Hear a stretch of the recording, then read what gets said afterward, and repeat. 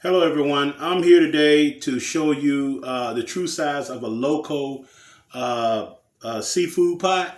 I have not seen one of these online, and it made me just I didn't know what to do when I was about to purchase the one I have. So hopefully this video will help y'all out with making a decision. This pot right here is a regular pot that you would run to Walmart and get. Say for instance you cooking a beef stew or something, or you got a good sized family and you're gonna make a good sized chili or something. This is just your everyday. I don't really know how many quarts it is. I've forgotten. A lot of people just thrive off quarts and pints, but I just look at it and go by size. Okay, this is your regular everyday, what people would call a big pot, okay, for a stew. This right here is the comparison. This is a turkey fryer. I bought this for deep frying turkeys. And I'll dump the grease out of it, and when the winter time come, I'll cook Thanksgiving collard greens and things like that. Big, like a half a bushel of collard greens, maybe even the whole bushel. This would be a big pot. So that is the difference size, okay? And this is, like I said, this is a turkey fryer pot. And that wasn't enough. So I said, well, I'm going bigger. This pot here, it is huge. This one right here is really, really big. See? You can put that inside of that, and everybody was like, hey, most people know the size of a turkey fryer pot, so it's big. So this pot here is even bigger. I think this one may be close to 40 quarts, if not 40 quarts. And I know that because it was just there on the box when I bought it, and they are big pots. However, I wanted a bigger pot because I was doing a really huge seafood boil. And I knew this wouldn't be enough because I've tried both of these before and it was crammed full. All of these have strainers. They have strainers and lids, but y'all didn't see all that. They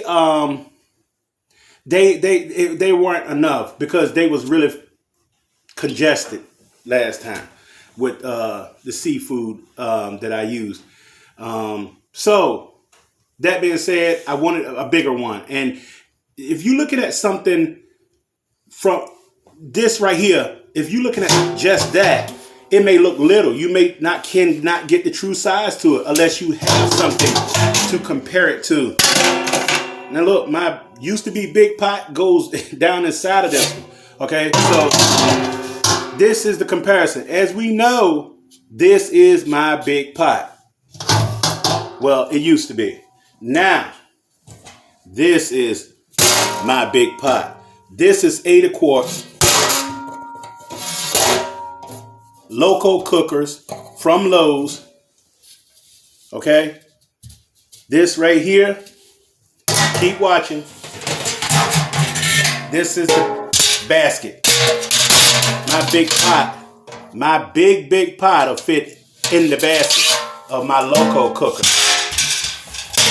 Here's my big pot now. Look at that. Now, look at that. This is a humongous pot. Unless you have a huge restaurant, if you're just doing this in your backyard, this right here is what you need if you're doing a big seafood boil. It is really big. But the thing of it is, look, check this out. This strainer, when you're cooking something and you're straining, you say, okay, well, I'm going to lift it up and let it drain. You don't have to stand here and hold this thing.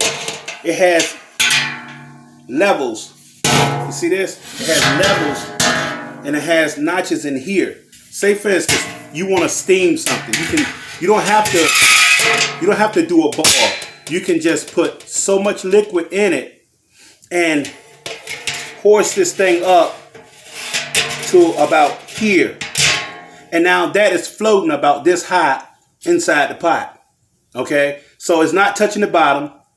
That way you can steam. Or, like I said, if your basket, you're doing a boil and the water's about halfway up the pot, this is going to be really full. You want to drain it. You just take this thing and lift it up higher, higher, higher, and turn it. And there it goes. It sits there and drains on its own.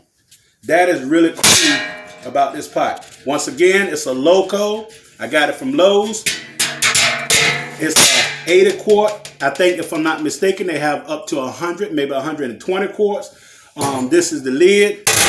And here's a cool thing. I didn't get this in the picture, but it comes with a stand, a cooker that's, it looks like a small table, if you will, and it sits about this high off the ground. So if you put the pot on the cooker, it's going to be way up in, not way up in the air, but it's going to be high, but to a safe distance. I think it's like 100 BTU cooking stand. It also comes with it, and guess what? The price, I believe, I know for a fact I stayed under 150. I think I paid, you know what? I believe it was 169, 168 with tax. If you ask me, that's beautiful. I've seen pots this size that cost that alone. With this, I got all of this, the basket, lid, the pot, and the cooker goes with it for well under 200 bucks. Hopefully this video will help. Like I said, look at the comparison. This pot is huge. Okay? Y'all have a good one.